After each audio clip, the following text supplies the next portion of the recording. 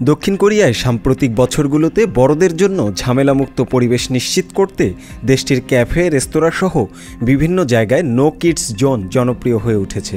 যদিও দক্ষিণ কোরিয়ায় বিশ্বের মধ্যে সর্বনিম্ন জন্মহার বিদ্যমান।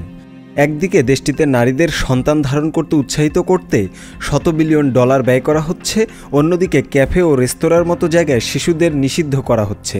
এ দুটি বিষয় বিপরীতমুখী এবং পুরোপুরি সাংঘর্ষিক। অর্থাৎ বিশ্বের সর্বনিম্ন জন্মহারের দেশটিতে নো কিডস জোন সংস্কৃতি।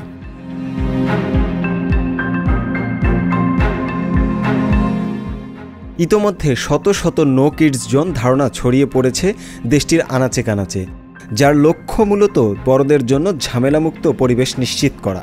দক্ষিণ কোরিয়ার নো কিডস জোনের ধারণাটি ব্যাপকভাবে শুরু হয় 2012 সালে একটি রেস্তোরাঁয় ঘটে যাওয়া এক দুর্ঘটনা থেকে। রেস্তোরাঁয় একজন ওয়েটার যখন গরম ঝোল বহন করে খাবার টেবিলে দিচ্ছিলেন, ঠিক সে সময় এক শিশু তাকে ধাক্কা দেয়। এর থেকেই সূত্রপাত নো কিডস জোন ধারণার। 2014 সাল নাগাদ নো কিডস জোন একটি পরিচিত দৃশ্য হয়ে ওঠে।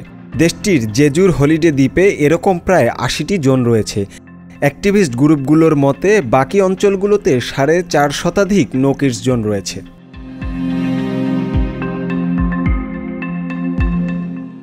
দেশটির ক্রমবর্ধমান জনসংখ্যাগত সমস্যার মধ্যে শিশুদের বিভিন্ন স্থানে এভাবে নিষিদ্ধ করার বিষয়টি উদ্বেগের কারণ হয়ে দাঁড়িয়েছে।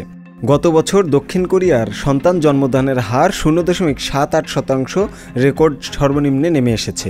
এমনকি স্থিতিশীল জনসংখ্যার জন্য প্রয়োজনীয় 2.1-এর অর্ধেকও নয়।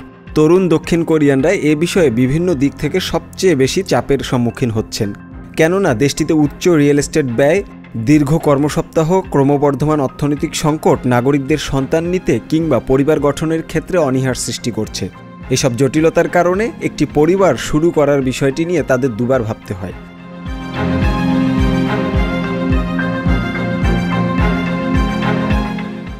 গত 16 বছরে দেশটির সরকার জনসংখ্যা বৃদ্ধির জন্য $200 বিলিয়ন ব্যয় করেছে, যাতে নাগরিকরা সন্তান নেওয়ার জন্য উৎসাহিত হয়।